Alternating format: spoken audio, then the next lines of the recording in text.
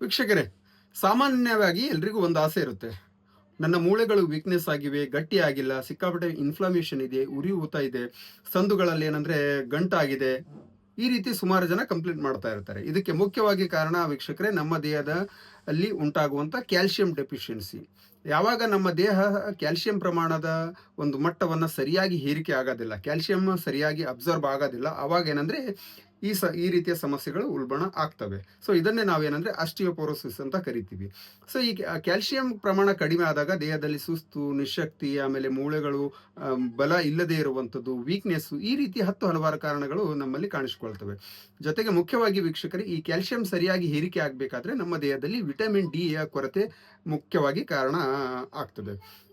ಈ vitamin D ಯಾವುದರಲ್ಲಿ ಸಿಗುತ್ತೆ ಅಂತ ನಿಮ್ಗೆಲ್ರಿಗೂ ಗೊತ್ತಿರಬಹುದು. ಈ ಬೆಳಗಿನ ಜಾವ ಸೂರ್ಯನ ಬೆಳಕಿನಲ್ಲಿ ಮೈಯನ್ನು ಒಡ್ಡೋದ್ರಿಂದ ವಿಟಮಿನ್ ಡಿ ಸಮಸ್ಯೆ ಕಡಿಮೆ ಆಗುತ್ತೆ. ಜೊತೆಗೆ ಕ್ಯಾಲ್ಸಿಯಂ ಹೆಚ್ಚಿಸಲಿಕ್ಕೆ ಏನಂದ್ರೆ ಸಾಮಾನ್ಯವಾಗಿ ಹಾಲು, ಮೊಸರು, ಬೆಣ್ಣೆ, ತುಪ್ಪ ಇವುಗಳನ್ನು ಯಥೇಚ್ಛವಾಗಿ ನಾವು ಸೇವನೆ ಮಾಡ್ತೀವಿ.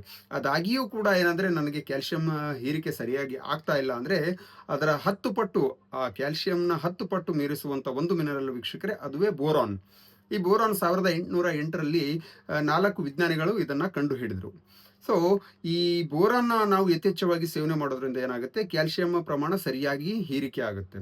ಸೊ ಈ ಬೋರಾನ್ ರಿಚ್ ಇರುವಂಥ ಆಹಾರಗಳು ಯಾವುದರಲ್ಲಿ ಇರುತ್ತೆ ಅಂತ ನೋಡೋದಾದ್ರೆ, ಒಣ ದ್ರಾಕ್ಷಿ, ಅಂಜೀರ ಹಣ್ಣು, ವಾಲ್ನಟ್ಟು, ಆಮೇಲೆ ಬಾದಾಮಿ, ಸೇಬು, ಗ್ವಾವಾ, ಈ ರೀತಿಯ ಏನು ಹಣ್ಣು ತರಕಾರಿಗಳಲ್ಲಿ, ಇನ್ನು ಬ್ರಾಕೋಲಿ ಮತ್ತು ಕ್ಯಾಬೇಜ್, ಹಸಿರು ತರಕಾರಿ, ಇವುಗಳಲ್ಲಿ ಏನಂದ್ರೆ ಬೋರಾನ್ ಸಪ್ಲಿಮೆಂಟ್ ಜಾಸ್ತಿ ಇರುತ್ತೆ. ಯಾವಾಗ ನಾವು ಬೋರಾನ್ ರಿಚ್ ಇರುವಂಥ ಆಹಾರಗಳನ್ನು, ಫ್ರೂಟ್ಸ್ಗಳನ್ನು ಯಥೇಚ್ಛವಾಗಿ ಸೇವನೆ ಮಾಡ್ತೇವೆ, ಆವಾಗ ನಮ್ಮ ದೇಹದ ಕ್ಯಾಲ್ಸಿಯಂ ಹೀರಿಕೆ ಸರಿಯಾದ ಪ್ರಮಾಣದಲ್ಲಿ ಆಗ್ತದೆ. ನಿಮ್ಮ ಮೂಳೆಗಳನ್ನು ಸದಾ ಗಟ್ಟಿಯಾಗಿ ಮತ್ತು ಏನಂದ್ರೆ ಹೆಚ್ಚು ಕಾಲ ಬಾಳಿಕೆ ಬರುವ ಹಾಗೆ ನೀವೆಲ್ಲರೂ ಕಾಪಾಡ್ಕೊಳ್ಬೋದು. ಸೊ ನಿಮ್ಗೆ ಯಾರಿಗಾದ್ರೂ ಏನಾದರೂ ಸಮಸ್ಯೆ ಇದ್ರೆ, ನಾನು ಹೇಳಿರುವಂಥ ಈ ಹಣ್ಣು ತರಕಾರಿಗಳನ್ನು ಇವತ್ತಿನಿಂದ ಸ್ಟಾರ್ಟ್ ಮಾಡಿ ನಿಮ್ಮ ಮೂಳೆಗಳನ್ನು ಗಟ್ಟಿಯಾಗಿ ಇಟ್ಕೊಳ್ಳಿ. Thank you.